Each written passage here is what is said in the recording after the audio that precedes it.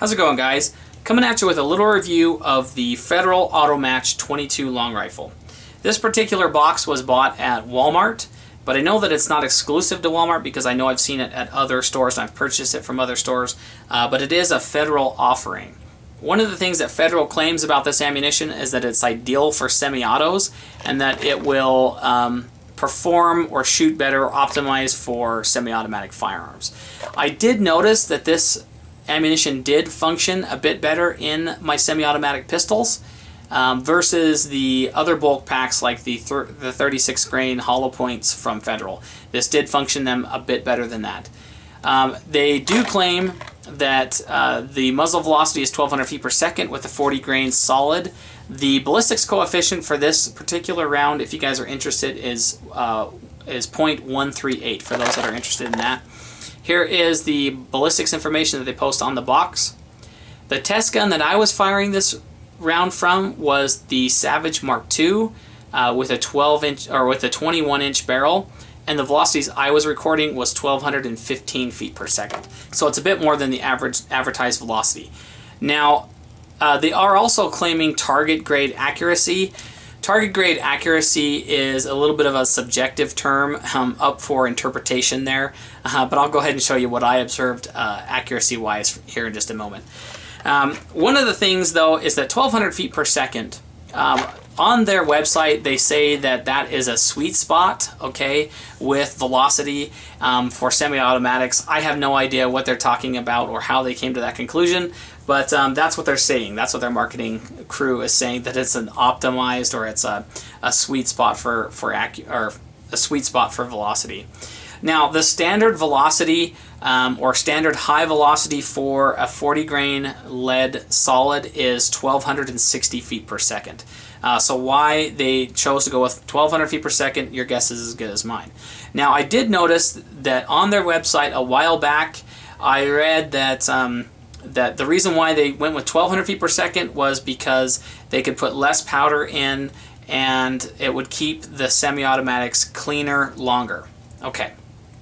So let me read between the lines as to what the what Federal's marketing department is saying, is that we're making it a slower round to keep your gun cleaner longer. Well, why didn't you just put cleaner burning powder in it and put it at the regular velocity? The way I look at it is Federal is gone cheap on it and dropped the velocity down to save money on powder and calling it a positive. So anyway, that's my take on the 1200 feet per second mark. Okay, let's go ahead and show you the bullet itself. Now, Federal does a pretty good job at polishing their casings and making the bullets look real nice, which I like because, for one, that smoother brass should function a little bit better in like a dirty chamber, things like that. One of the things that I noticed about this bullets is that the casing and the bullet itself is very, very loose. I don't like that, mainly because I don't feel the ammunition will store as well as other ammunitions because the looseness factor there will allow for air and moisture to get into the powders, and your powders probably won't last as long. Also, I think that it also causes some inconsistencies when the bullet is leaving the casing, and so your velocities will vary a little bit because of that. So those are a couple things to consider. Another thing about this bullet is that Federal lead round nose tend to be a little bit on the pale side, and I don't know if they're using more tin or something like that in the lead to make it a little bit harder, but it is a lighter colored lead, and I don't really feel like there's excessive amounts of, let me show that up close if I can.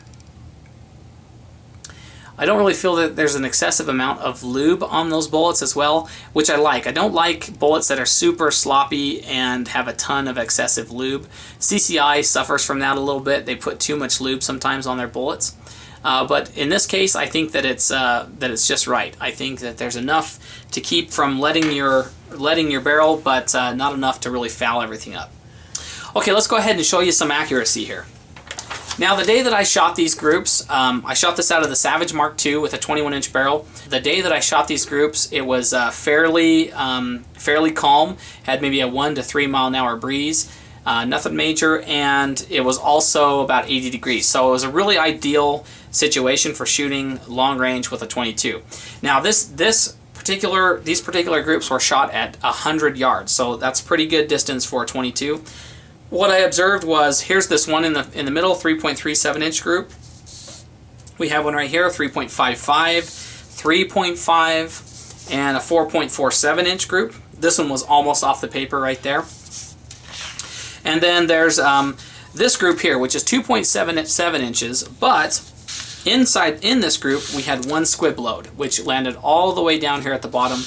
And my velocity that I observed that squib load at was 937 feet per second, which was way underneath the 1215 feet per second average I was getting with all these other groups. So this group I think is invalidated. Out of 25 rounds I had one squib load. And I have also observed in shooting a bunch of this stuff in the past that it does have some inconsistencies, and I have noticed some failure to fires with this ammunition. Squib loads just being one of them. I have seen and felt other squib loads that I didn't record on paper. This one I got recorded on the chronograph and via paper, and I think that this ammunition is kind of prone to that. So for those of you that are thinking about using this ammunition for long range, I was really disappointed on how well it performed. Really past 150 yards. I feel that this ammunition really falls apart. I really don't consider this a viable option for long range. This is more what I would consider a plinking ammunition. Target grade performance, yeah, you'll stay on the target, but it's not going to be something you're going to be super grouping with at all. And so I think that this is great ammunition for running in your semi-automatic pistols and for plinking with rifles, but if you guys are looking for super accuracy, I don't think that this really is the ammunition for you. So I would not pass this ammunition up. If you see it, especially in today's market, if you see this ammunition, go ahead and snag it up. It'll run great in all your guns, and for the most part, it's a decent bulk ammo. But that's what it is. It really is bulk ammo. Do not expect any super accuracy with this round. Anyway, guys, if you have any questions or comments about this ammunition or the review itself, go ahead and leave them down below. I'll try to get back to you. Also, take a moment, guys, if you like what you see, to sign into YouTube and hit that like button down below. I really appreciate it. Also, don't forget to subscribe for more videos like this in the future, more reviews like this. And as always, guys, thanks very, very much for watching, and we'll catch you in the next video. See ya. But the obvious advantages to a semi-automatic rifle is the fact that you can put more rounds downrange quicker, right? It's also, one of the biggest advantages is that they tend to have detachable magazines. Although I know that there's some semi-automatics that have like tube magazines, or they have internal magazines you have to use with stripper clips, things like that. So I know that there's some of that goes on, but in general I think the box magazine's pretty common, and so you tend to be able to reload a semi-automatic faster. So when it comes to